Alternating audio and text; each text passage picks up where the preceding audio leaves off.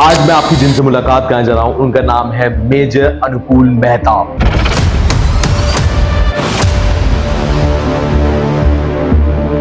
अगर ये आज आर्मी ऑफिसर ना होते तो ये मूवीज के डायरेक्टर्स होते।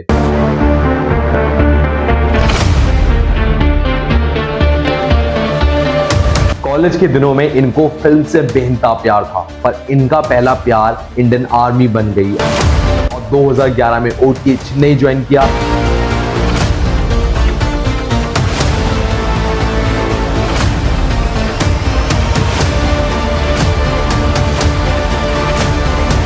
और 2012 में कमीशन होके नागा रेजिमेंट ज्वाइन करी, जिन्हें हेड हंटर के नाम से भी जाना जाता है।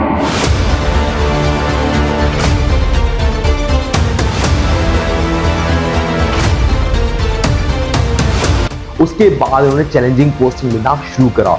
एलओसी अरुणाचल प्रदेश जैसे एरिया में उन्होंने सर्व किया और वहां से प्रमोशन लेके कैप्टन मेजर बने।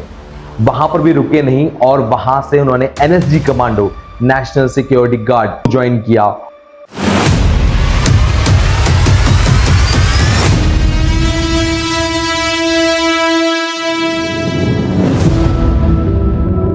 फिर आता है लाइफ का वो चैलेंज जो वे चाहते थे कि इनकी जिंदगी में आए, राष्ट्रीय राइफल।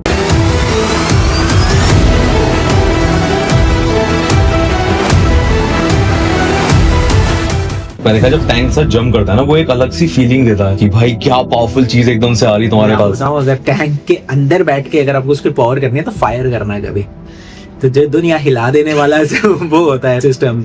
वो टैंक के अंदर अगर आप बैठे कमांडर उस कपोला में एंड आपके साथ जो आप गनर है वो बैठा हुआ है, और जब फायर होता है और जो टैंक के अंदर जब आती है ना आवाज, बाहर वाले को तो बहुत अमेजिंग लगता है। वो अंदर बैठे होते हैं ना, feel a lot of shock यार। मतलब इतनी छोटी सी जगह में बीच में एक गन है, साइड में आपका गनर बैठा है, आगे ड्राइवर बैठा है जिसको आप देख भी नहीं सकते हो। आप बैठे हैं यहाँ पे अपना पेरिस्कोप से उसको giving the orders and then he starts to fire. फिर तो वो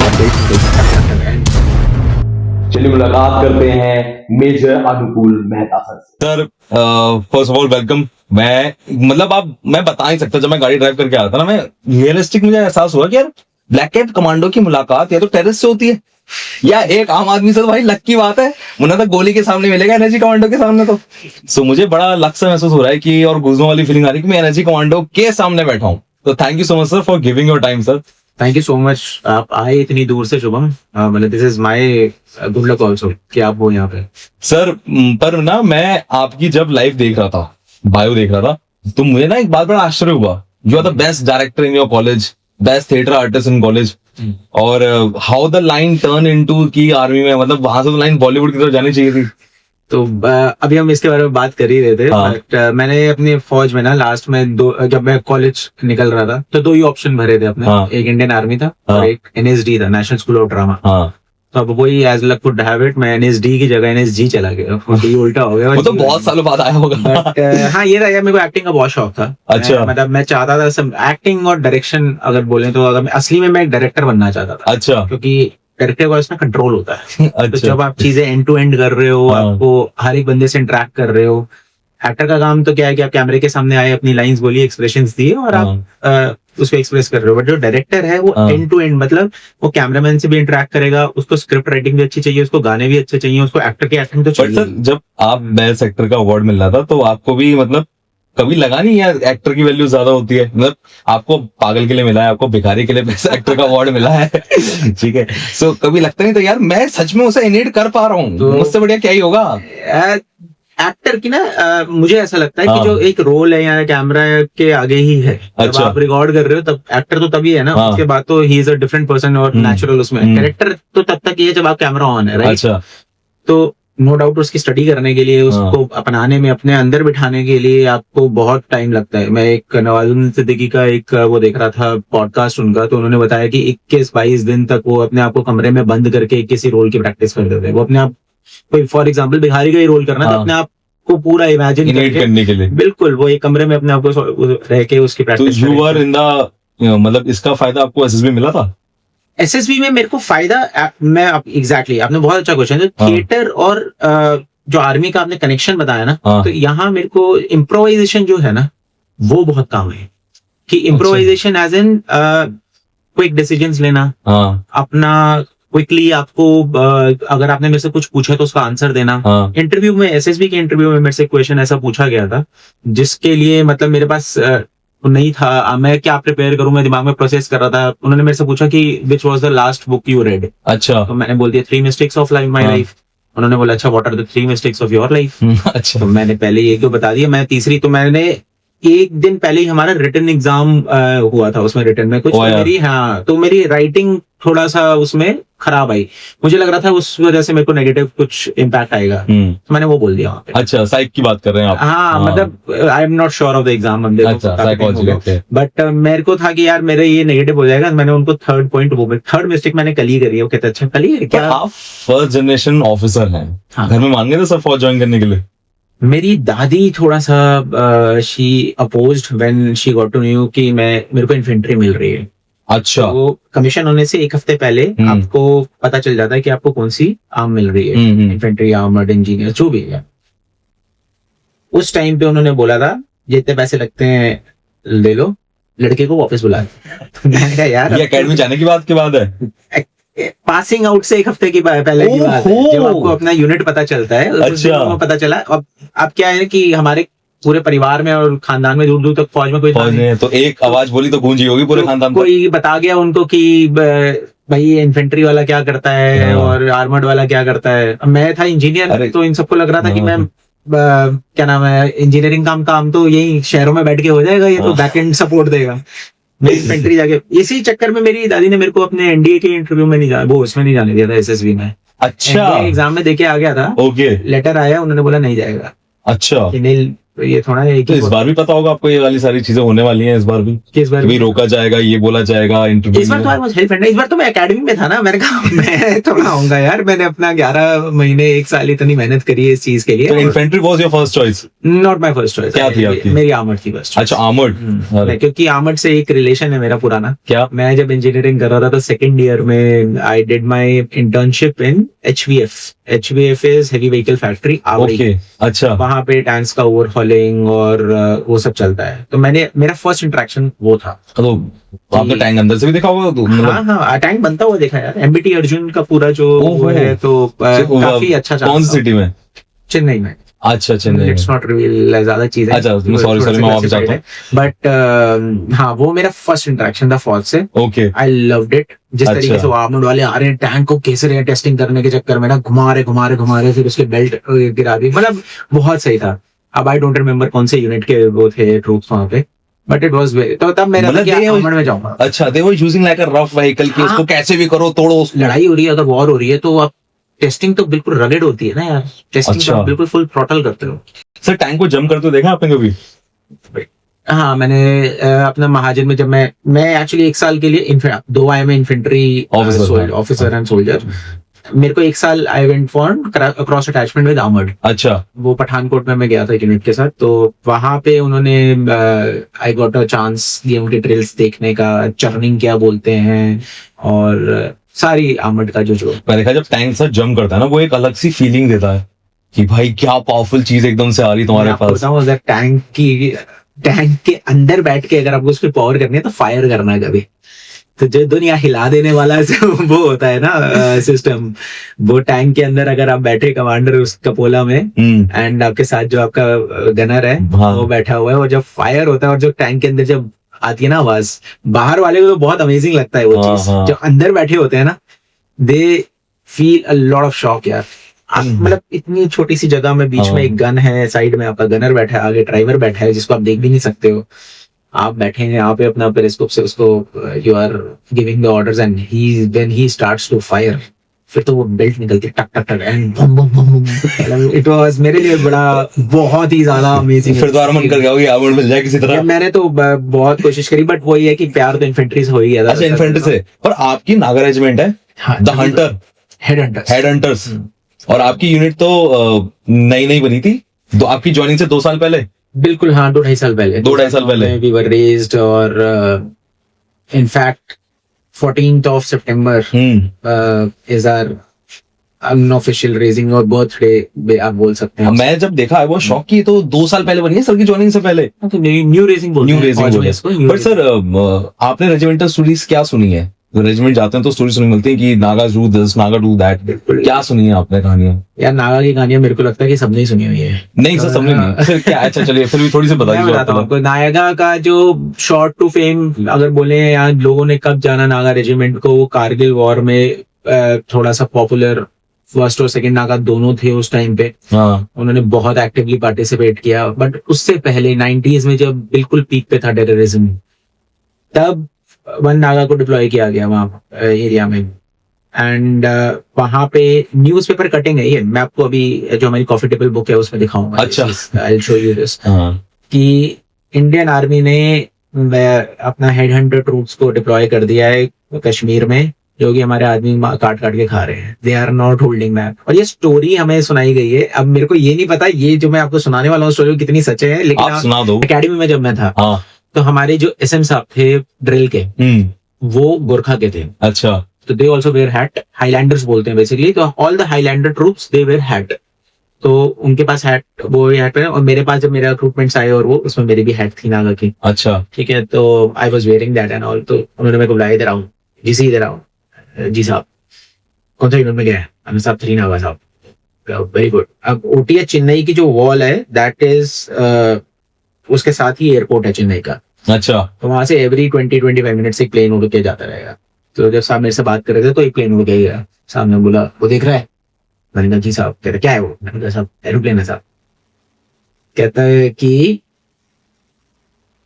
नागा जो वो है वो इसको छोड़ के सब कुछ खाता है। ठीक है। तब मैं मतलब समझा नहीं। मैंने कहा मतलब अच्छा ठीक है साहब, वो कैसे बोल के आ गया। हाँ। तब फिर मेरे को पता चला। तो ये वाली जो स्टोरी मैं आपको बता रहा हूँ, तो नागा हजार एक स्टोरी ऐसे बताते हैं कि स्टैंड ऑफ अटैक हुआ अच्छा। नागा की पोस्ट पे। स्टैंड ऑफ मतलब डायरेक्ट अटैक। मतलब फॉर एग्जांपल ये पोस्ट है, हाँ। मतलब वो आए पाकिस्तानी सोल्जर्स टेररिस्ट जो भी आए, उन्होंने मतलब इस पे फायर करके चले गए। अच्छा। तो माइनर कैजुअलिटीज हुई। हाँ। जो ऑफिसर उस टाइम पोस्टेड थे, उन्होंने ऑपरेशन प्लान किया। दे वेंट, उनकी पोस्ट पे अटैक किया। 3 बंदे उठा के ले आए अच्छा। वहां से। 3 बंदे ले आए, तीनों को बांध दिया रात में। हाँ। एक की टांग काट दी। अच्छा। और अब वो तो तड़प रहा है। एक को अलग कर दिया जिसकी टांग काटी है, ये दोनों को बांध दिया पेड़ पे। और यहाँ पे उसके बारबेक्यू हो रहा है उसकी टांग का, उसके सामने। अच्छा। और फिर बातें चल रही हैं वहां पे एक सिपाही और हवलदार की कि आज तो इसको खाएगा, अगले हफ्ते फिर 2 दिन बाद इन दोनों को खाएगा। ऐसे बातें चल रही हैं। अच्छा। और उन्होंने डेलिबरेटली खोल दी थी एक की रस्सी लाइक ना। हाँ। एक बंदा भाग के गया वापस। हाँ। बताते हैं कि भाई वहां तो आदमी खा रहे हैं। तो मतलब जो भी है उस टाइम पे मारा होगा ये कोई एक। वन वाज क्या नाम है, ही वाज सक्सेसफुल इन, उसको भगा दिया। मतलब आप एक तरह से लगा लो कि एक को भगा दिया, एक को वहीं पे रोका। तो ये स्टोरीज है। बाकी तो but this gives you a very added advantage यार। जब आप ट्रूप्स के साथ जा रहे हो ना, तो कहते हैं, कहावत है कि जब आप नागा ट्रूप्स के साथ जब जाते हो एम्बुश के लिए या पेट्रोलिंग पे, सो उनका एम्बुश इतना स्ट्रांग होता है कि हवा भी आपको नहीं छू सकती, इफ दे ट्रस्ट यू। वरना पहली गोली आपको ही पड़ेगी। But they are very beautiful people यार। They are so good at heart. मतलब आप लगा लीजिए, जो बोलते हैं ना प्योर लोग हैं वो। अच्छा। ज्यादा मैनिपुलेट नहीं, दुनियादारी में नहीं है, अपना काम करना है जो बताया गया है, और लाइफ रिलैक्स चिल रहने का। चिल रहने का। चिल रहने का। But they are angry people. अगर दिलाओ तो, जैसे गुरखास का वो है, नागास का तो आपने अगर स्टोरी सुनी हो तो ट्राइब्स हैं, मोर देन 18 ट्राइब्स थे। हाँ। सो इंटर ट्राइब जब लड़ाई होती थी या कुछ होता था, इनके वॉर्स होते थे, बिकॉज जंगल बेस्ड है ना पूरा। तो उसमें ट्रॉफी क्या होती थी, दूसरे बंदे का सर। तो सर लाके, जिसके सर घर के आगे सबसे ज्यादा सर होते थे। हाँ। वो प्रधानमंत्री is the most powerful man. अच्छा। ferocious man. तो ये मतलब दीज आर लाइक बहुत नॉर्म्स हैं कि यार नागा ये खाते हैं वो खाते हैं। मैं बट आप ये देखो कि वो बैकग्राउंड क्या है, वो कहाँ से आ रहे हैं, सर्वाइवल के लिए उनके पास ऑप्शंस क्या थे। अब तो बहुत चेंज हो गया यार। अब तो पीपल आर, मतलब they are very good musicians, they are very good cooks, बहुत अच्छे आर्टिस्ट हैं।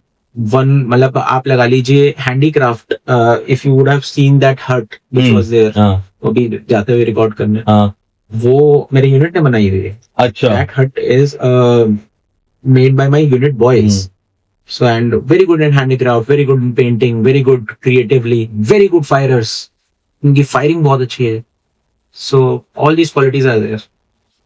अच्छा यहाँ तक सर थोड़ा मैं रिवाइंड लेके चलता हूँ जरा। आपके टाइम में एसएसबी कोचिंग थी, आपने ली? यार मेरे टाइम पे, जैसे मैंने आपको बताया अभी हमारी हाँ। कन्वर्सेशन में, मेरे को अपने एसएसबी से ऑलमोस्ट 20 या 21 दिन पहले ही वो लेटर मिला. आई अच्छा don't know why it got delayed और समथिंग, हम्म, बट 10th या 11 जून को मिला और जुलाई में मेरा वो था अच्छा एसएसबी के लिए. तो जो एसएसबी कोचिंग थी, हाँ पहला सवाल, हाँ थी. और वहां पे 14 डेज का मैं पूरा नहीं ले पाया. जो कोचिंग थी जो कोचिंग और 14 डेज होता हाँ, था 14 मीटिंग, जी, उस टाइम पे, जी, तो मैं पूरे 14 डेज नहीं ले पाया. मुझे 7-8 डेज मिले थे. तो 7-8 डेज में जाके जितना समझ सकता था, उन्होंने एक बुक दी थी मेरे को पढ़ने के लिए कि ये बुक मैं आप पढ़ना है, और जो भी क्वेश्चंस थे. तो you are mostly raw, I was wrong. You're raw. I You're raw. I went with my instincts. But your story of US entry is very interesting. आपके कॉलेज में फौज आई तो आपको ली नहीं, हाँ, तो दूसरे कॉलेज में जाके आपको लिया, मतलब वो क्या कहानी है? सो यूएस एंट्री का ऐसा हुआ कि मेरी एक बैक थी, हाँ तो इसलिए जो मेरिट लिस्ट बनी, उन्होंने या जो इंटरव्यू वाले एलिजिबल स्टूडेंट्स की, उसमें मेरा नाम नहीं था. आपके कॉलेज में जब आई? मेरे कॉलेज में आई तो मैंने एक्सेप्ट कर लिया फैक्ट, ठीक है यार कोई हाँ। बात नहीं. अब मेरे दोस्त थे, वो जाके दे रहे थे इंटरव्यू, इंटरव्यू में सिलेक्ट भी हो रहे थे. तब मेरे को ना बड़ा पिंच हुई ये चीज कि ये क्यों. I had one friend at that time, she was also wanting to appear for that exam, but वो उस दिन कॉलेज में नहीं थी. 2 दिन बाद, एग्जैक्टली इसके 2 दिन बाद हमें पता चला फरीदाबाद में एक और कॉलेज है, वहां पे आई हुई है आदमी. अच्छा, तो वहां पे जाके उसने पता लगाया, तो बोली अनुकुल लेट्स गो देयर. भाग, हाँ चलते हैं. मैंने बात करी है, मेरी फ्रेंड है वहां पे, वो कह रही तुम आ जाओ. अच्छा मैंने शर्ट पकड़ी कहीं से, टाई पकड़ी कहीं से, और फाइल्स उस टाइम पे, क्योंकि फाइनल ईयर था, तो कंपनी के लिए ना ऐसा लगता है अपनी बनी रखी है, ready है, रेडी थी मेरे पास. हाँ। 2 मोटी मोटी फाइलें थी मेरे पास. वो उठाई और हम पहुंच गए उस कॉलेज में. अब सबके इंटरव्यू चल रहे हैं, 20-25 उस कॉलेज के जो हाँ। लोग बंदे आए हुए हैं, ये गई, ये भी देके आ गई. मैंने लास्ट तक वेट किया. फिर मैं गया, कहते अच्छा आपका नाम, मैंने कहा सर अनुकूल मेहता. तो कहते आपका नाम तो लिस्ट में नहीं. मैंने कहा sir I am from another college. ये तो कहता हम तो आए थे आपके कॉलेज में 2 दिन पहले, तब क्यों नहीं आए. मैंने कहा सर मैं उस टाइम पे कॉलेज में नहीं था. अच्छा, कहते अच्छा. फिर कहते कि ओके, बट उन्होंने पूछा तो मैंने उनको सच सच बताया ये चीज. हाँ। सर मेरी एक बैग है 6th में, इसलिए शायद उस लिस्ट में मेरा नाम नहीं था. कहते हाँ. तो मैंने कहा आप तो एलिजिबल नहीं हो. हाँ मैंने कहा सर एलिजिबल तो अब जो ये एग्जाम आपको इंटरव्यू देके गया है, कल को इसकी 8 सेमेस्टर में सप्ली आ गई तो फिर ये भी नहीं रहेगा. तो आप इंटरव्यू ले लो मेरा. अच्छा, मेरे को उनको 20-25 मिनट ये समझाने में लगे, भाई मेरा इंटरव्यू ले लो आप. चाहे सेलेक्ट मत करो. सेलेक्ट नॉट सेलेक्ट तो बहुत बात की बात है. अच्छा। फल की चिंता तो करना छोड़ ही अच्छा, दिया था लाइफ हाँ। में. मैं कि मैं अपना इंटरव्यू तो मैं दूंगा. हाँ तो मैं बहुत I just requested him for 25 minutes, आप मेरी फाइल खोल लो और मेरे से क्वेश्चन पूछ लो. अच्छा, मैं एक बात पूछूं, मतलब कर्नल रैंक का आदमी आ रहा है, यूनिफॉर्म थी उनके पास? लेफ्टिनेंट कर्नल यार नहीं, आई थिंक यूनिफॉर्म में नहीं. सर बिल्कुल भी इंटिमिडेट नहीं हुए आप? यार लेफ्टिनेंट कर्नल रैंक का बंदा है, बात कर रहा है, इंटिमिडेट बिल्कुल नहीं हो रहे थे मैं आप? आपको सच बताऊं, जब आई think I was possessed eight that time. मैं आपको बहुत फ्रैंकली बताऊं, पोजेस्ड एज इन कि जब उन्होंने मेरे को बोला चले जाओ, तब वही एक लेफ्टिनेंट कर्नल साहब फौज का, हाँ मेरे लिए पहला एक्सपोजर है. मैं किसी फौजी से, पहला तो नहीं बट एज सामने फेस टू फेस सामने, किसी से हाँ। बात कर रहा हूँ, तो वो ये बोल रहे हैं कि सीट से उठो जाओ. और जोर से बोला, दिया आराम से बोला? मैंने 2-3 बार तो उन्होंने प्यार से अच्छा। वो समझाया. फिर मैं जब अच्छा। नहीं मान रहा था, उन्होंने थोड़ा सा वो हुए. मैं से उठा ही नहीं गया यार सीट से. जैसे मैं आपको बोलूं यार उठो यार, चले जाओ यहाँ से, बाहर निकलो यहाँ से बाहर, तो आप क्या करोगे? आप जाओगे बेइज्जती कर रहा है यार मेरी. हाँ। मैं जा रहा हूँ. ईगो उस टाइम पे तो आप 18-19 साल के हाँ। होते हो, वैसे ही लाइफ मैं तो कर ईगो तो लूंगा. चलती है बिल्कुल. मैं तो बन जाऊंगा बहुत समझता बड़ा हूँ। एक्टर थे, हाँ। डायरेक्टर बन खुद ही रोएगा। है ना. मैं तो उठा ही नहीं गया यार. अच्छा, मैं ये सर प्लीज आप मेरी फाइल खोलो, मेरी फाइल खोलो. फिर उसको मेरे पे पता नहीं, उनको सर को दया ही मेरे पे या क्या, he was impressed by my persuasion skills. तो he finally decided after 25 minutes, हाँ okay I will take your interview. फिर उन्होंने फाइल खोली, फिर कुछ क्वेश्चंस पूछे. वो luckily it was from my domain only, sports से रिलेटेड, जनरल नॉलेज से रिलेटेड. मैं I gave all the answers and all those things. फिर उस इंटरव्यू के कितने दिन बाद आया एसडी लेटर? यार मेरा बहुत लेट आया. जैसे मैंने आपको बताया, 2 दिन पहले जिनका इंटरव्यू हुआ था, उनका इंटरव्यू आ गया था फरवरी नहीं, मार्च या अप्रैल में मेरा लेटर आया था जून में। तो मैं तो ये सोच के बैठा था उसने नहीं किया, मतलब सर ने मेरे को सिलेक्ट नहीं किया। I was looking at some other things in my life. तो बट जून में लेटर आए, जुलाई में एसएसबी था, and then there was no looking back and life changed. 6 October आई पर वो लेटर आपके हाथ में आया था कि किसी के हाथ में पकड़ा? मेरी मदर ने रिसीव किया था। तो फिर उनका क्या रिएक्शन था? वो शी वाज शॉक्ड यार, ये गवर्नमेंट। अब आप ये लगाइए ना कि एक आ रहा है, उस पे बना हुआ है, एम्बलम बना हुआ है पूरा प्रॉपर, मिनिस्ट्री ऑफ डिफेंस का एक लेटर आ रहा है आपके घर में। तो मदर वाज लाइक यार ये क्या, व्हाट इज दिस टाइप्स ना, सरप्राइज आ गया क्या। मैंने खोल के देखा, मुझे लगा किसी ने प्रैंक किया है मेरे किसी दोस्त ने, because I was waiting for it. मैंने अच्छा। पूछता था लोगों से, यार तुम्हारा कितने दिन बाद आया था लेटर, हाँ। तुम्हारा कितने दिन? सबका आ चुका था? सबका आ चुका था। आप ही बचे थे? मैंने कहा मैं ही बचा था बस। और इनफैक्ट जो मैं बता रहा हूँ, मेरी जो एक फ्रेंड थी जो मेरे साथ इंटरव्यू थी, वो दे के भी आ चुकी थी अपना एसएसबी वगैरह सब कुछ। अच्छा, तो मतलब इतना डिलेड था। आपकी वाइफ ने भी दिया है? मेरी वाइफ, हाँ, मतलब we were friends at that time, हाँ। तो उन्होंने दिया था, but she did not go for SSB. अच्छा। हाँ, तो she was not well at that time जब एसएसबी Okay. का डेट्स आया। हाँ। तो उनका वो जो जा नहीं पाए, फिर मेरे को मौका मिला तो मैं जुलाई में गया। ओके, चलिए एसएसबी तो आ गई, बट सर यू हर्ड ना, सुना तो होगा ना कि यार बहुत लोग रिजेक्ट होते हैं, देखे मैंने यार अपने सामने होते हुए। और आप तो 33 एसएसबी इलाहाबाद, 34। हाँ। अच्छा, 34 एसएसबी इलाहाबाद, तो इलाहाबाद को तो और फेमस होगा। किससे कहानी जाते वक्त सुने थे कि कब सुने थे आपने? मैं आपको वही बताऊं ना, जब जिस आदमी को कुछ पता ही नहीं है कि किसी चीज के बारे में, आपको हाँ। डर कब लगता है? जब पता हो। आपको एंटिसिपेट कर रहे हो कुछ। हाँ। मुझे कुछ पता ही नहीं था यार। I went as a blank slate. मैं दिमाग में अपने यही लेके गया था कि जो भी होगा देखी जाएगी टाइप्स। मतलब मेरे लिए this was something which came एक सरप्राइज की तरह लाइफ में। अब जैसे आपने मेरे से पहले पूछा था कि आपने फौज के बारे में कब सोचना शुरू किया, you are the first generation officer and all. मैंने कभी सोचा नहीं था यार फौज के बारे में, बट ये था कि एक ना अंदर से एक फीलिंग थी। जब भी मैं स्कूल में नेशनल एंथम में खड़ा होता था यहाँ को, एवरी टाइम एक गूज़बम्प्स हमेशा डेली मॉर्निंग में नेशनल एंथम में मेरी बॉडी में था। एक बार आता था, मतलब होता ही था, कुछ होता था, डेस्टिन था कहीं ना कहीं। I feel that. चलिए, बट मैं आई वांट टू अंडरस्टैंड, मैंने सुना है कि ओएलक्यू की कहानी एसएसबी में तो होती है, हाँ जी, बट उसकी कहानी एकेडमी में जाके चलती है। बिल्कुल। तो मुझे जरा ओएलक्यू आप एकेडमी डे समझाओ, वो ज्यादा अच्छे से समझ में आता होगा कि ओएलक्यू होता क्या है। यार बेसिकली आप पहले ओएलक्यू समझा दो, ओएलक्यू ऑडियंस को ओएलक्यू होता क्या है। OLQs are, as per me, they are the framework, which are the deciding factors which frame an officer या एक कैडेट into an officer. वो क्वालिटीज ऐसी हैं जो कि अगर आप कुछ 15 क्वालिटीज बोलते हैं, कुछ क्वालिटीज हो सकती हैं आपके अंदर नेचुरली हो, कुछ आपको डेवलप करने की जरूरत है, but they are the parameters not just for the officers, I'll say, but for being a good human being also, na, you need those some percentage of that quality in your blood चाहिए, blood भी, कह लो personality का exactly, आपके अंदर वो 15 चीजें दिखनी चाहिए कहीं ना कहीं। हम हो सकता है कि हम किसी एक क्वालिटी को, रीजनिंग एबिलिटी को कुछ और नाम से बोलें, बट वो चीज होनी चाहिए। अच्छा, पर before SB you have no idea होगा 15 ओएलक्यू का, बट आपको ना जब एकेडमी पहुंच गई तो आपको पता लग गया यार ये ओएलक्यू मेरे में कम है। मैं आपको सच बताऊं, मेरे को एकेडमी में भी नहीं पता था अच्छा। ये OLQ मेरे में कम है या ज्यादा है। अच्छा। उस टाइम पे जैसे आजकल नॉलेज बहुत आसानी से मिल रही है, हाँ। और बहुत ज्यादा मिल रही है, हाँ। तो इसलिए हम OLQ उसके बारे में जानते हैं, बात कर रहे हैं। वरना आप लगा लीजिए मैं एकेडमी से पास आउट हो गया, अफसर बन गया, सब कुछ हो गया, OLQ सिर्फ एक आध बार सुना होगा क्या, हाँ। तब ये भी नहीं पता था कि 15 OLQ में से कितनी है मेरे में, कितनी नहीं है, क्या है डेवलप। अब वही मैंने बोला, कुछ चीजें आपके अंदर नेचुरली होती हैं और कुछ चीजें आप एफर्ट से उसको you can get those things. तो as per me OLQ is something which can shape you. अगर आप एक होता है ना कि लाइफ कोच बोल सकते हैं, या दे आर दी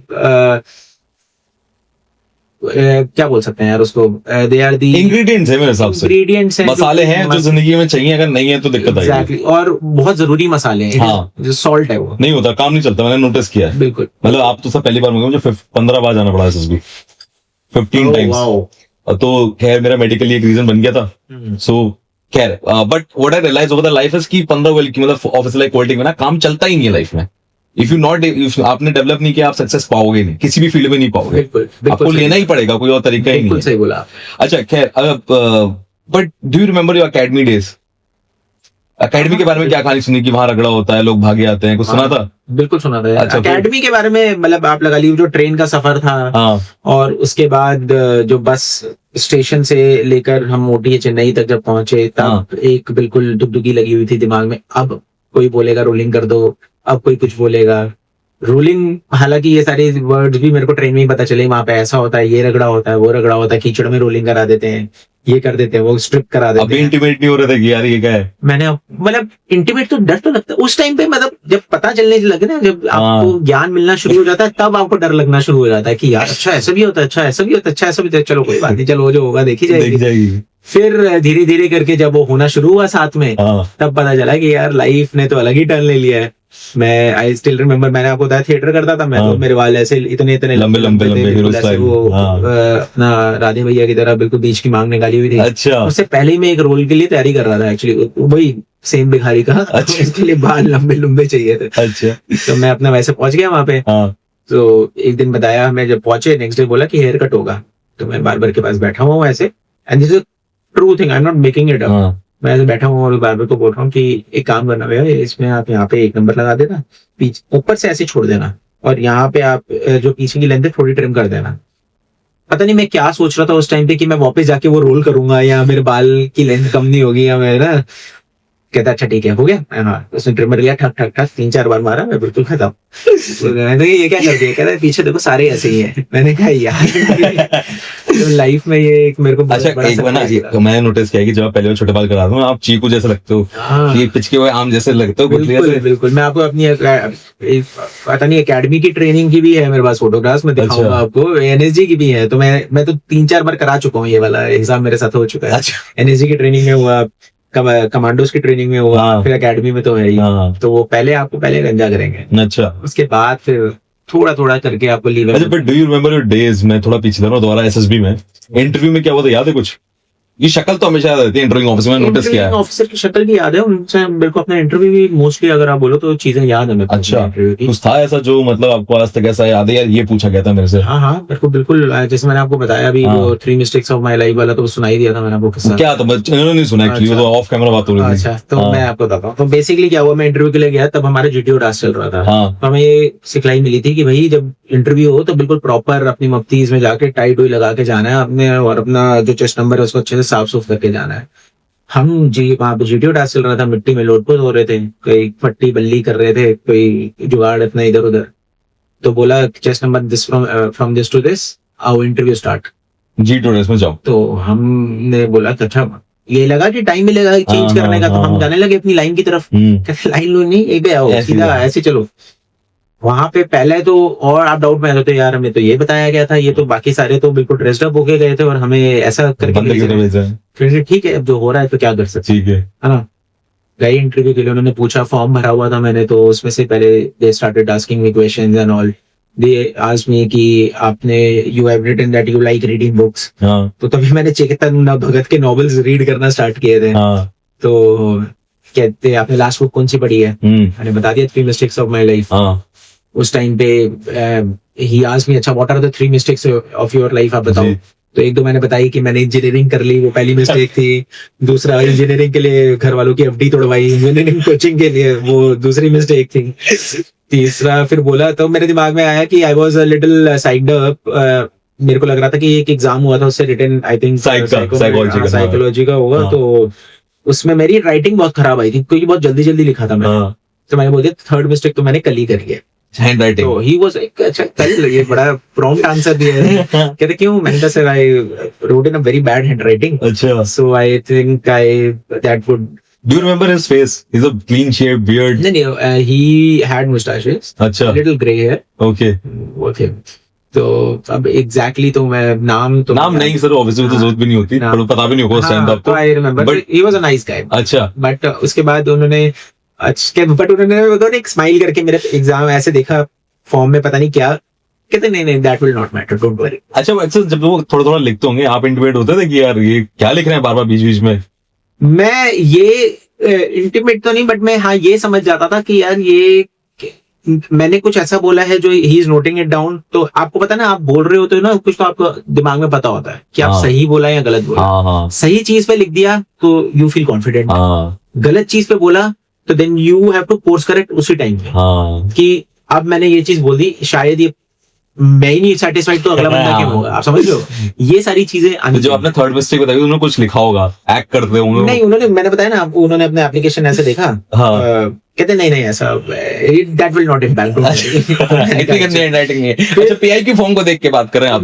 हाँ, तो अब यू आर दी बेटर बंदा जो बता सके इन सब चीजों के, मेरे को तो याद नहीं है। अच्छा। बट उसके बाद then he asked me few questions related to mechanical engineering. He asked me कि आपने क्या किया है। पर आप तो इंजीनियरिंग से थिएटर के लिए जाते थे। एग्जैक्टली, तो उन्होंने मेरे से पूछ लिया 4 स्ट्रोक और 2 स्ट्रोक इंजन में डिफरेंस बताओ। तो मैंने कहा था sir I will get back to you. ये चीज मेरे को एक बहुत अच्छी टिप दी थी किसी ने, कि यू शुड नेवर लाई। झूठ नहीं बोलना। ये मैंने तब से बांधी हुई है, यू शुड नेवर लाई।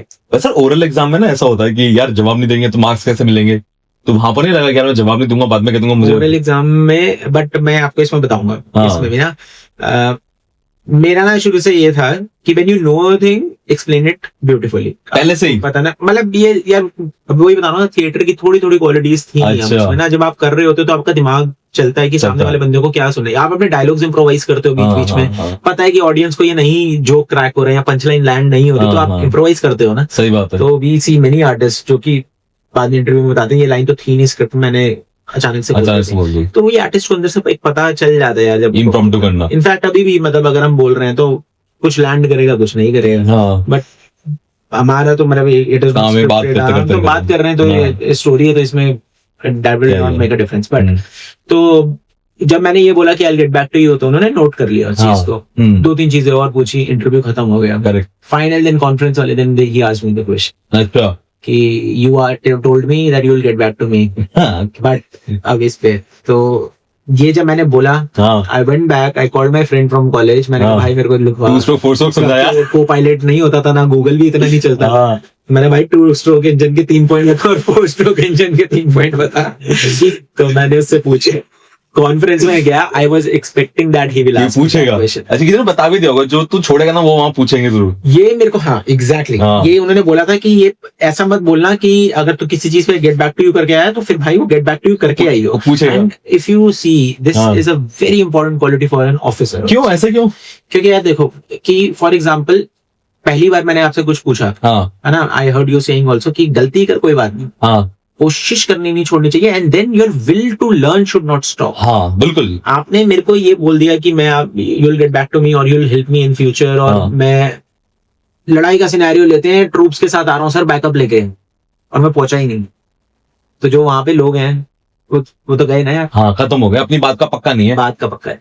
तो ये क्वालिटी जो है होनी चाहिए सब में। If you have committed something to yourself also, कि आज अगर फॉर एग्जांपल आप सिगरेट पीते हो, आज मैं सिगरेट नहीं पीऊंगा, और उसके बाद जाके दोस्तों खड़े हुए सबने सिगरेट जला ली और आपने भी चल रहा यार, फिर इसका मतलब you are not true to yourself, and if you are not true to yourself you are not, god will not be true.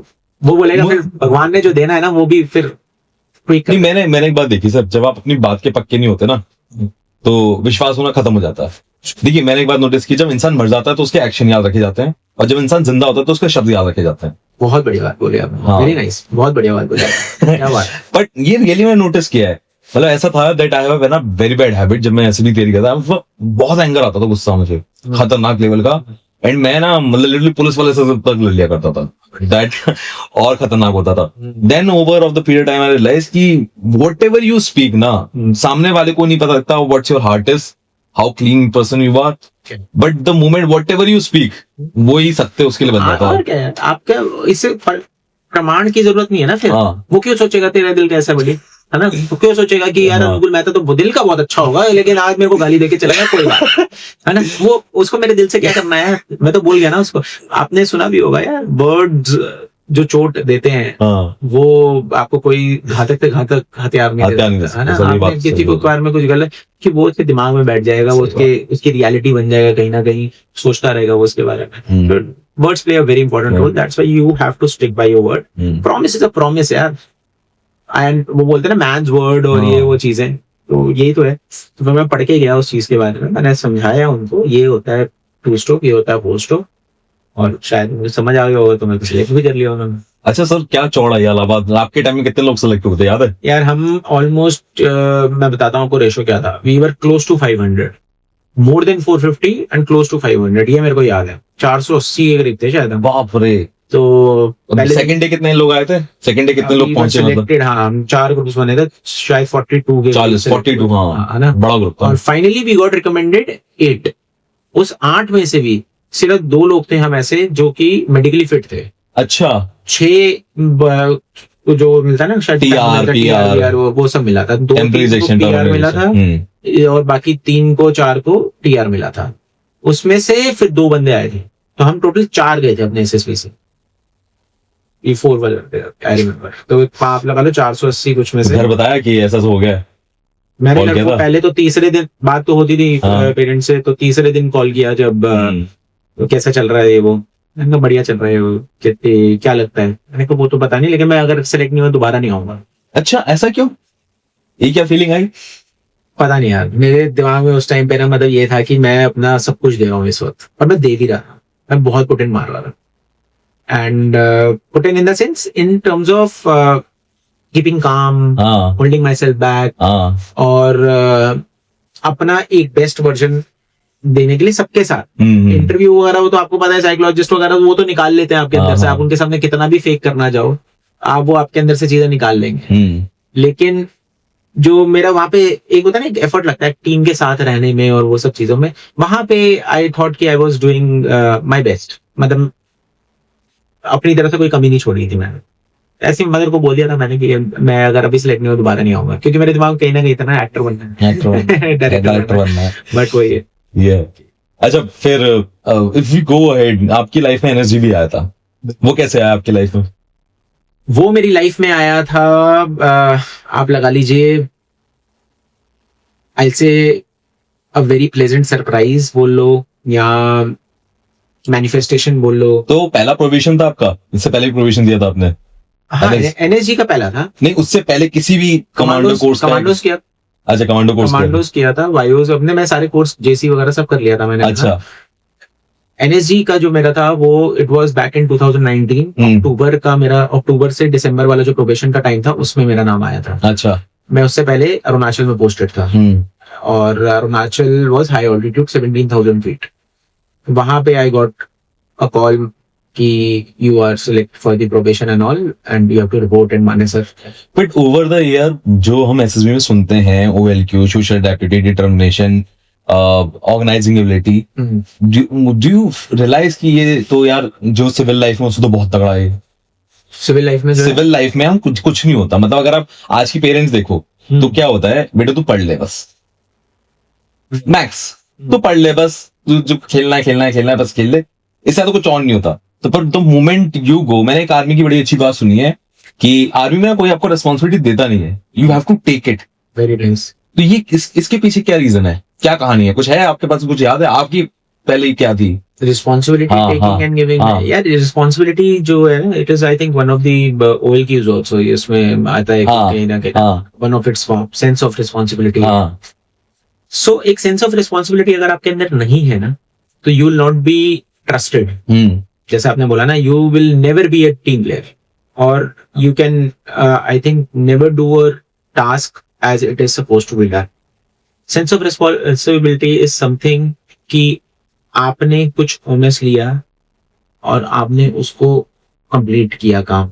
For example अगर मैं आपको दूं, एकेडमी में जैसे हम बोलते हैं अलग अलग अपॉइंटमेंट्स होती हैं, CHM, CQMH, है ना, एंड आपका SEO, LEO and all those things वो होते हैं। तो दैट इज अ रिस्पॉन्सिबिलिटी। एक आपके शोल्डर्स पे एक टैग आ जाता है कि आपको, फॉर एग्जांपल एक CHM का काम है कि वो अपने CSM बोलते हैं हम वैसे एकेडमी में, कि उनका काम है जितने भी यंग्स वो हैं, फर्स्ट टर्मर्स हैं, उनको एक लाइन में लाना, उनके ट्रेनिंग का ध्यान देखना एंड ऑल दैट। एक वो होता था कि CSM is like a mother types बच्चों का।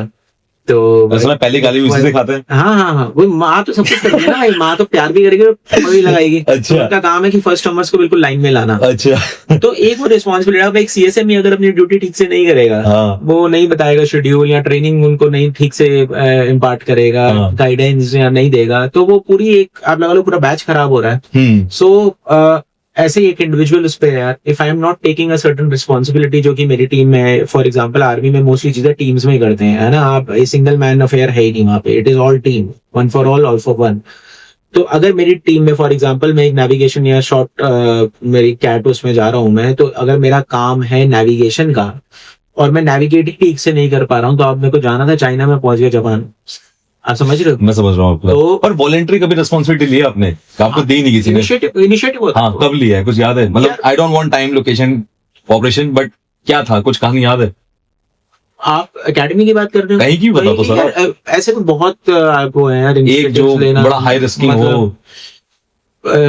हाई रिस्किंग तो नहीं, मैं थिएटर से रिलेटेड बता रहा हूँ। चलो अच्छा। आपको, मैं एकेडमी में था, हमारा एंड ऑफ टर्म एक्टिविटी हो रहा होता है एक ना 2 दिन का, जिसमें पेरेंट्स वगैरह भी आते हैं। पासिंग अच्छा। आउट से एक दिन पहले इवेंट ओके। होता है वो। हाँ। It is like a fest musical, उसमें गाना भी गाएंगे, वो भी करेंगे। तो मैं एकेडमी में थिएटर वगैरह नहीं करता था, ग्रुप था थिएटर का। हाँ।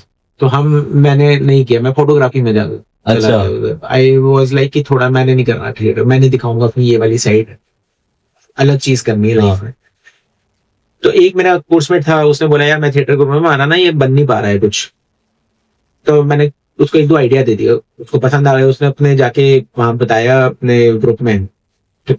जो उस टाइम पे हमारे डीएस थे, उन्होंने बोला उसको ले आओ इधर, अनुकूल को। अच्छा। मैं चला गया, हाँ। बातें करी, एंड वो तो कीड़ा तो फिर वो निकल के आता ही है। तो फिर मैंने कहा सर मैं एक काम करता हूँ, मैं डायरेक्ट करता हूँ ये पूरा प्ले। तो आई डायरेक्टेड दैट प्ले, एक छोटा सा म्यूजिकल हमने वो किया था, and it was so successful आप बोल लो, and it was so appreciated that अगले 2 साल तक वही हुआ। क्योंकि जो हमारे कमांडेंट थे उस टाइम पे, उनको इतना पसंद था, वो कहते यार यही करोगे तुम जो पिछले साल किया था। तो ये मेरे को एक लगता है एक छोटी सी रिस्पॉन्सिबिलिटी मैंने अपने कंधों पे ली कि ठीक है, इट इज, क्योंकि वो मेरी एक नेचर उसमें मिला आ गया था। बाकी यार जब आप as a company commander you take many things, ये रिस्पॉन्सिबिलिटी, आपको बंदे को छुट्टी भेजना है, या कोई रिवर क्रॉसिंग की एक्सरसाइज या कोई ड्रिल करनी है कि लेट मी हैंडल इट। जैसे I was a sector commander in Arunachal. नहीं सर, मैंने एक ना बहुत बड़ा फर्क देखा है। लाइक इन कॉर्पोरेट क्या होता है ना, you have to tell the work, then the lower person do the work. Very nice. But मैंने ना फौज में नहीं देखा ये, और मुझे समझ नहीं आता ये आता कैसे फौज में। अगर मान लो मुझे करना है तो अच्छा तू ये कर, तू ये कर, तू ये कर, तब कॉर्पोरेट में काम होता है।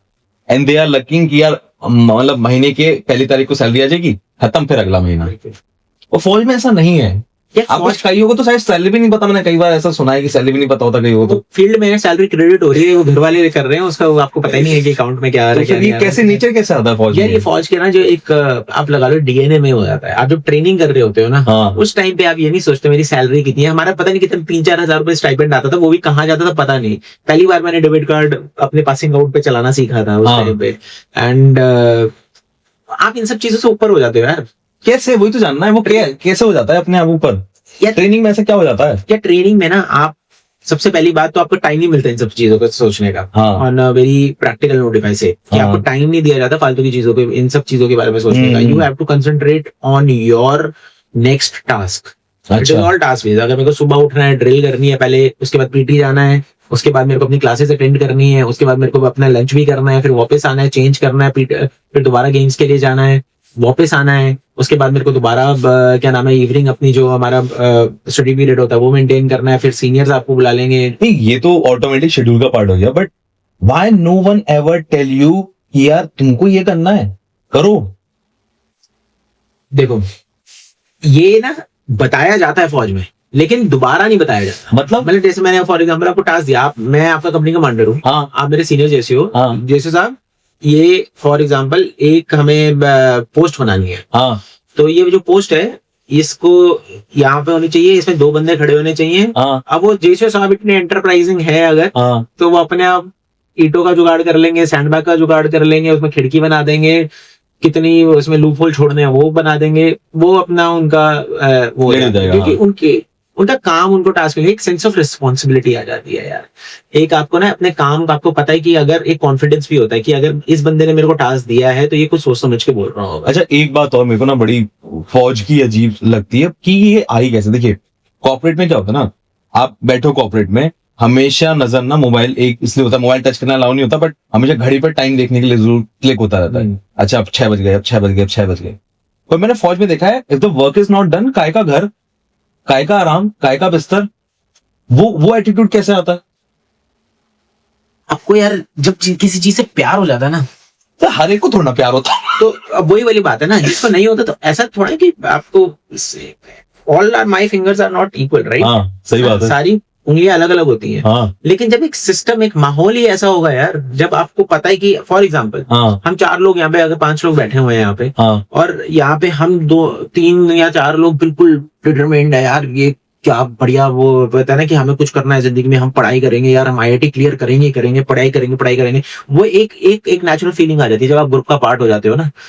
If you feel your self part of that group ना, तो जो 5वां बंदा जो नॉट इंटरेस्टेड था ना शुरू में, वो भी धीरे धीरे, अच्छा ये कौन सा क्वेश्चन सॉल्व कर रहे हैं, अच्छा ये मेरे से नहीं होता, चलिए आप बता दे मेरे को भी, वो धीरे धीरे करके आ ही जाएगा, आप रंग में ढल ही जाते हो। और यही ट्रेनिंग का पार्ट है। There is a very popular saying in academy, अगर कि आपको टीम बॉन्डिंग बनानी है या किसी बंदे को, वही आपने बताया, अनइंटरेस्टेड लोगों को भी इंटरेस्टेड करना है, तो गिव रगड़ा टू अ ग्रुप टुगेदर, आप उनके अच्छा। कॉमन एनिमी बन जाओगे फिर, तो वो सब एक हो जाएंगे और आपके अगेंस्ट हो जाएंगे टाइप, समझ रहे हो? तो वो तो एक हो गया ना, टीम तो बना ली। अब वो कोई भी टास्क अगर होगा तो वो टास्क वो एक सिंक्रोनाइज, इसका एग्जांपल दे सको कि गिव द रगड़ा टुगेदर, इसका एग्जांपल दे सको आप कोई?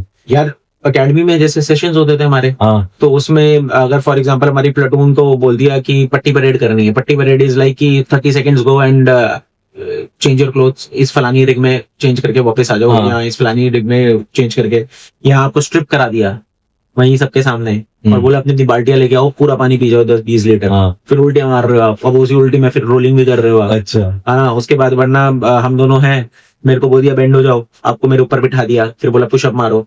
तो अभी इसमें क्या हो रहा है, हम दोनों बिल्कुल गंदे दुश्मन है एक दूसरे के, राइट? हमारी एकेडमी में नहीं बन रही है बिल्कुल, लेकिन अब आपको मेरे ऊपर बिठा दिया है, कहीं ना कहीं तो रियलाइज होगा ना यार ये नहीं उठा पा रहा है मेरे को, बोलेगा यार मैं, तुम मेरे ऊपर आ जा। ये होता है, ये धीरे धीरे करके छोटी छोटी चीजें ट्वीक हो जाती है। यहाँ वो अपने पैर नीचे लगा देगा आपको, मतलब ये मैं कट मारने के तरीके नहीं बताना चाहता, बट आप समझ रहे हो कि वो आपकी हेल्प करना स्टार्ट हो जाएगा धीरे धीरे करके। आपका हेल्प जो है ना, आपके वो हेल्प वो एक बॉन्ड में बदल जाएगी, वो बॉन्ड जो है फिर वो कोर्समेट बॉन्ड जो इवेंचुअली हो जाता है उसमें बदल जाता है। अच्छा, मैं एक बार ऑफिसर मैच गया था, so I was shocked. So normally restaurant में क्या होता है कि मैनेजर कह रहा है टेक द ऑर्डर, वहां से देख ग्राहक आया ऑर्डर ले, ठीक है, फाइनली करा फटाफट जल्दी से, कपड़ा मार, तूने कपड़ा नहीं मारा। ऑफिसर मैच गया, there was no manager, there no floor manager, कुछ नहीं, वो अपने आप आ रहे हैं, अपने आप ऑर्डर ला रहे हैं, सब कुछ अपने आप हो रहा है। I was shocked, they are not officers, they are not so, मतलब ऐसा नहीं होगा यार कि इतना हाई क्लास ट्रेनिंग दे दी होगी, वो तो ऑफिसर भी नहीं है, तो वो इतना सिस्टमेटिक कैसे हो जाता है? सब कुछ सब हो रहा है अपने आप, ऑर्केस्ट्रा की तरह ना। हाँ बिल्कुल, सब कुछ बज रहा है, बज रहा है अपने आप ही। मैंने ये क्या हो रहा है? या मैं आपको एक चीज I want to tell you, फौज में ना it is not only officer, JCO NCO, मतलब you will, if you have a good JCO NCO understanding उनकी अच्छी है ना, जेसीओ साहब की, एनसीओ जो उस्ताद होते हैं हमारे, मोस्टली ट्रेनिंग आप देख लेना फौज में, वो जेसीओ साहब या एनसीओ उस्ताद साहब ही करा होते हैं, बिल्कुल सही बात है। क्योंकि वो अपने ड्रिल के इतने पक्के हो जाते हैं। जो आपने बोला ना कि कैसे आती है, वो ऐसे आती है कि वो चीज इतनी बार कर लेते हो आप अपने रूटीन में, जो मैंने आपको बताया ना रूटीन, वो रूटीन 1 दिन का नहीं है, 2 दिन का नहीं है, वो 6 महीने 1 साल का रूटीन है यार। वो 1 साल आप एक ही चीज कर रहे हो, सेम चीज कर रहे हो। पर सर मैंने ये भी देखा है, जब रूटीन बदलता है ना इनका, हाँ, तो बड़ी जल्दी एडजस्ट करने की कोशिश करते हैं। हाँ, तो every 2 years you get a posting. हाँ, every you get the posting, but ऐसा था, मैं आपको बताता हूँ, एग्जाम था, टीए का ही एग्जाम था, टाइटल आर्मी का।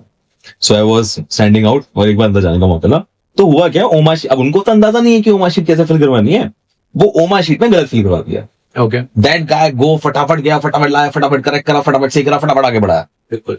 मैंने कहा यार ये क्या है, इसको कैसे पता क्या करना है? अभी मैं सीडीएस का एग्जाम हो रहा होगा, सीडीएस एग्जाम में भाई साहब अभी वो क्या एग्जामिनर वहीं रहेगा, इंतजार करेगा, बेटा मैं क्या कर सकता हूँ, गलत भर गई तो छोड़ो इसे, बिल्कुल, मैं क्या करूं, अब वो बच्चा परेशान हो रहा है वहां, पता ये do so quickly, I was like यार सीओ साहब भी नहीं आए, मैं आपको बता रहा हूँ, कोई नहीं आया। इसमें ना क्या होता है ना कि थोड़ा सा तो डंडा भी होता है अच्छा कि ठीक है अगर काम होगा, बट जो मैं ये बोलूंगा यार, आई विल से कि जब प्यार होता है ना आपको अपने काम से, हाँ तब आप उसको, फिर आपको कोई नहीं चाहिए, ना नीचे ना ऊपर। फिर आप, अगर आपको अपने काम से प्यार है, अगर मेरे को पता है कि मेरे को जो काम करना है या गाड़ी चलानी है, ये मेरा काम है, तो मैं उस गाड़ी का ध्यान भी रखूंगा, साफ भी करूंगा उसको, डेली सुबह शाम अंदर बाहर से क्लीन भी करूंगा, ये मेरा काम है। अच्छा एक ऐसे चीज ही, हाँ सॉरी, मैं नहीं, आप बताइए अगर आपको कॉर्पोरेट वाला एग्जांपल जो बोला ना आपने, हाँ, हाँ। ये OLQ कॉर्पोरेट वाला जो आपने बोला, this is a very good point जो मैंने रिसेंटली डिस्कवर किया है। सो आई एम अच्छा। Working in corporate right now, हाँ एंड आई डिस्कवर्ड ये OLQs वाला जो फैक्टर है ना, आई नॉट से मिसिंग, नहीं सर 100% मिसिंग है। मतलब मिसिंग नहीं बोल सकते हम, क्योंकि देखो होता है वो, हाँ। बट वो ये है कि उसको अपनी शक्तियां उजागर नहीं हो पा उजागर रही। नहीं हुई होती, वो हाँ। परसेंटेज बैटरी चार्ज जब होती है तब वो ग्रीन वाला जो हाँ, चार्जिंग, नहीं मैंने एक बात और नोटिस की है, लाइक होता क्या है फौज में ना, जब आप अफसर भी बनते हो तो आपको सिखाया जाता है आपको अफसर कैसा बनना है, बिल्कुल ठीक है ना। आपको नीचे वाले से काम लेना तो कैसे लेना है, आपको इज्जत लेनी है तो इज्जत कैसे मिलनी है, वो सब सिखाया जाता है। और कॉर्पोरेट में क्या होता है, तेरा प्रमोशन हो गया, चल अब तू ये है, अब उसे पता ही नहीं है बीइंग मैनेजर करना क्या है। यार फौज में मेरा जब प्रमोशन हुआ मैं शॉक था एक्चुअली, मैं चला आप बताइए। मैं इस चीज में आप थोड़ा सा वेरी करूंगा। हाँ। आई फील कि इज्जत आपको हमेशा अपने काम से मिलेगी, अच्छा हमेशा। इज्जत के लिए आप बातें नहीं कर सकते हम्म, कि मेरे को इज्जत दो, हाँ। मैं हूँ। वो फिर एक मैनेजर और लीडर में फर्क हो गया ना, सही बात है ना, एक तानाशाह में और Example एक setter अच्छे होना चाहिए, उसमें, हाँ। वहाँ आप एग्जाम्पल सेट करो। हम्म, आपको इज्जत चाहिए, अब आप जाट रेजिमेंट में चले जाओ, आपको इज्जत चाहिए, उनसे तेज दौड़ के दिखा दो, हाँ है ना।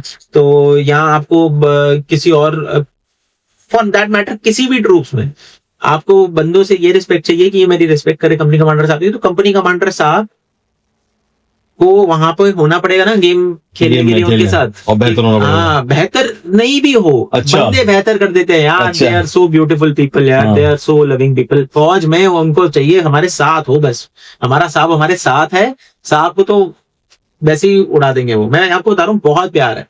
और ऐसा नहीं कि अपनी पूरी टीम के लिए, पूरी कंपनी के लिए, पूरी कंपनी में फौज में जो साथ वाला जो फैक्टर है ना, if we are together there is no stopping. फौज में इंटर, आपने देखा होगा जो कॉम्पिटिशंस होते हैं ना, सबसे ज्यादा लड़ाई झगड़ा जो होता है ना, वो होता है इंटर प्लेटून या इंटर कंपनी इवेंट्स में। अच्छा अभी आप चले जाना, delta company versus Bravo company का फुटबॉल मैच हो रहा है, ओहो हो, धुएं निकल जाते हैं ग्राउंड के।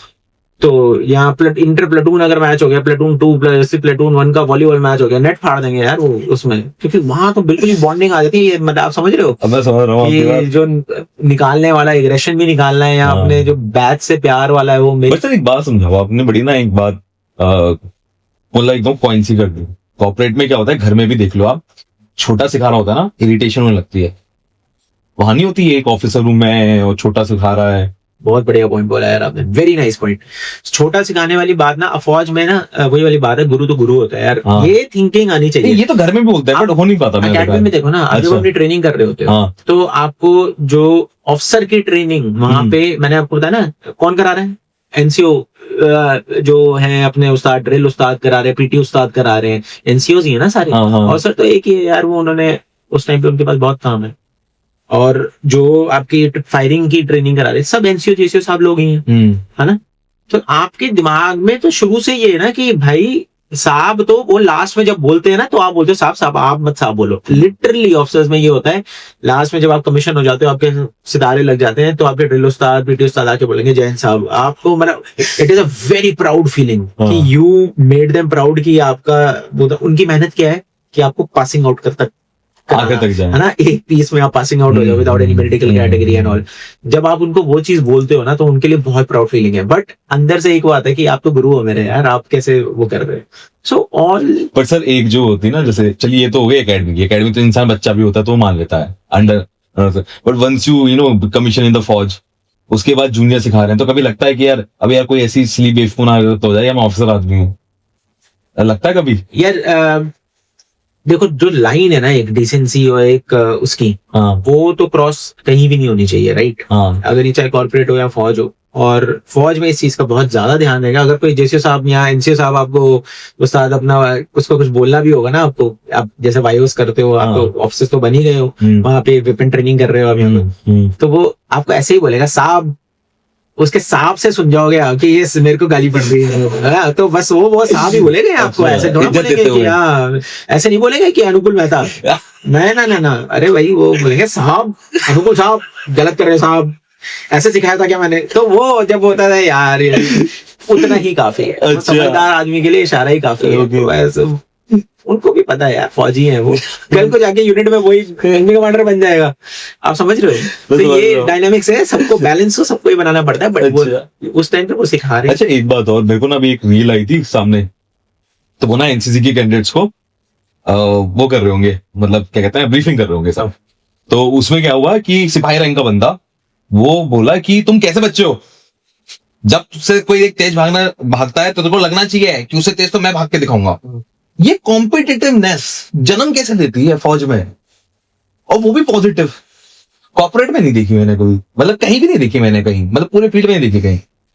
स्पोर्ट्स में भी बहुत कम देखने को मिलती है, यार- नेशनल में देखने को मिलती है मैंने बस। देखो जो आपने बोला ना कॉम्पिटिटिवनेस और हाँ। ये सब चीजें, इन दी एंड ना that is inculcated in your mind कि अगर ये सामने तेज भाग भी रहा है या कुछ वो कर भी रहा है ना, तो कंपटीशन तो जो हो रहा है वो हो रहा है, लेकिन eventually if he is the same guy जो कि तुम्हारी टीम को जिता रहा है, या तो तुम उसके लिए खुशी होगी कि हाँ यार ये एक्सेप्ट करता है फौज में कि he is better than me, if he is doing good तो उसको बहुत हाँ, अच्छे से मैंने भी देखा है सर। तो यार ये सारी चीजें अब मैं वही सर बोल रहा हूँ। OLQ है कॉम्पिटिटिवनेस, आप बात समझ लो, मेरे दिमाग में मतलब रिटर्न नहीं है 15 OLQ है कॉम्पिटिटिवनेस, बट हिडन है। मैं बताता हूँ कैसे। अच्छा OLQ कॉम्पिटिटिवनेस ऐसे है, it show determination, it show courage, it show your initiative. बिल्कुल, 3 बड़ी चीजें दिखा देता है, और एक वर्ड है कॉम्पिटिटिवनेस, हर किसी में नहीं होती। बट कॉम्पिटिटिवनेस आपने बोला ना, it is in two parts, मतलब अगर हम देखें इसके दो साइड्स हैं, एक नेगेटिव होता है एक पॉजिटिव होता है। हाँ, फौज में मोस्टली आप देखोगे इट इज ऑलवेज पॉजिटिव ही अमंग द पेयर्स जो आपके वो हैं, क्यों, क्योंकि you are working for a common goal, या तो आप अपनी यूनिट के लिए काम कर रहे हो, या अपनी कंपनी के लिए काम कर रहे होगे, या अपनी टीम के लिए काम कर रहे हो। So it is all about trusting, और वो ट्रस्ट कैसे डेवलप होता है, हमारा जो वो है ना, इसमें आप छोटे नहीं हो जाते कि आप ये मान लो कि यार ये बंदा मेरे से बेटर है, फॉर एग्जाम्पल आप खुद को बेटर करो, उसकी स्पीड थोड़ा कम करके आप जीतोगे, अपनी स्पीड बढ़ा के वैसे मैंने जीतोगे। देखा कि कॉम्पिटिटिवनेस ना एक इंसान के अंदर से गायब पता है कैसे हो जाती है, फेलियर देख के। वो एक फेलियर, 2 फेलियर, 3 या फिर कॉम्पिटिटिव गायब हो जाती यार है। यही तो मेंटल रेजिलियंस चाहिए, मतलब और यही तो आपकी ट्रेनिंग होती है, वही तो काम है। आपको अपने आप पे सेल्फ कॉन्फिडेंस नहीं आना चाहिए ना यार। अगर मैं फेल हो रहा हूँ for example, I have to learn the lessons, note them, and in my next attempt I don't have to repeat. यही एसएसबी में तो मतलब आपने देखा होगा, बहुत लोग अपने 10वें एसएसबी में, 5वें एसएसबी में, तीसरे एसएसबी में, रिपीटर जैसे हम बोलते हैं, वो सिलेक्ट होते हैं बाद में। 15-20 होते हैं, कुछ ना कुछ Resilience उन्होंने होती है, काम हाँ। किया होगा ना, उन्होंने अपनी पुरानी क्वालिटीज पे कुछ काम किया होगा, नोट किया होगा। कुछ लोग होते हैं कि बहुत जल्दी आइडेंटिफाई कर लेते हैं अपने वीक पॉइंट्स, कुछ लोग होते हैं कि उनको टाइम लगता है। बट इट इज फेलियर से माय एडवाइस इज, जो आप बोल रहे हो बिल्कुल सही है, but my advice is failures are not the end point, you should not get distracted. मुझे ना एक बहुत अच्छी बात समझ में आई सर, ऐसा था कि 15 ऐसे भी हो चुके थे। सो मैं अपनी बात बता रहा हूँ। हाँ, मैं अपनी बात बता रहा हूँ, and I was on the my lowest point of my life.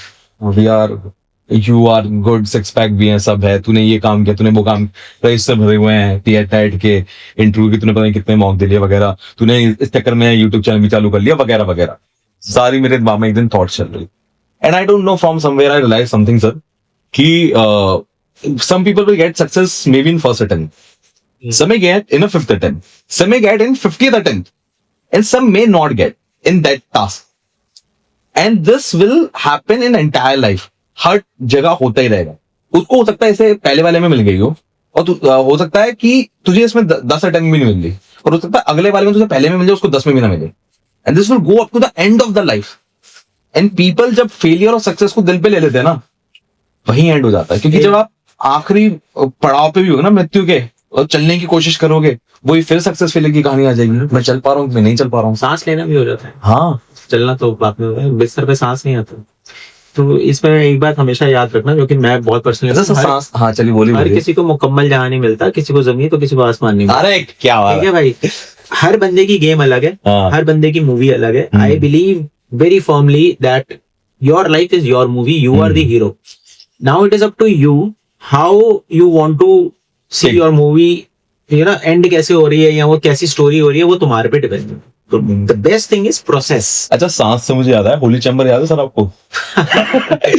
सो थोड़ा मैं बाद में बात बहुत अच्छे से करूंगा. तो होली चैम्बर में सांस नहीं आई होगी सर आपको? यार मेरे को सांस नहीं आई. मेरे को ये था कि बस अब मेरा हो गया समय, लगता है इतना ही था पूरा. वही मैंने बताया आपको जैसे अच्छा. कि मैं थोड़ा याद बता दूं, होली चैम्बर एनर्जी कमांडो में होता है जब आप ऐसे चैम्बर में जाते हैं जहां सांस नहीं ले पा रहे हो and you have task to do something. ऐसे होता है ना सर? एग्जैक्टली. सो बेसिकली वहाँ पे स्मोक कैंडल जलती हैं हाँ और टीयर गैस होती है. हाँ and then there is some box, उसके अंदर कुछ सामान होता है, वो आपको निकाल के लाना होता है. हाँ. पहले तो ढूंढना है वो बॉक्स कहाँ है, कहाँ है? फिर उसको खोलना है और उसके अंदर से लेके आना है. तो ये स्मोक चैम्बर बोलते हैं हम जनरली. इसमें आप जब बाहर आते हो तो आप बिल्कुल अपने सारे पाप धो के बाहर आते हो. एक नया इंसान होता है वो. और मतलब मेरे लिए तो बहुत फॉन्ड मेमोरीज तो नहीं बोलूंगा, बट हाँ बहुत अच्छी मेमोरीज हैं उस वाले. चलिए experience की. मैं दूसरे पॉडकास्ट में लूंगा सर. अभी फिलहाल तो थैंक यू सो मच, आपने बहुत कुछ बता दिया एंड मतलब मजा आ गया मुझे तो ऐसे भी मैंने बात करके आपकी लाइफ में बात की. आई लव इट, मुझे बहुत मजा आया and thank you for laugh making me laugh अरे सर. come on यार, it was a pleasure. You know, matching your energy was a task for me. क्यों ऐसा क्यों? यार I love your energy यार. अरे, I thank you love so your much. energy. You are a very contagious guy अच्छा in the sense of that positive thing. अच्छा. तो because आप हो यहाँ पे तो इसलिए अंदर से बातें निकाल पा रहे हो, वरना तो लोग तो बहुत होते हैं बात करते हैं. Thank you so much sir. Thanks man, bye. Thanks. मैं उनको रोज सोचता हूँ, मैं उनको रोज सोचता हूँ. वो है अंतिम पगों के निशान.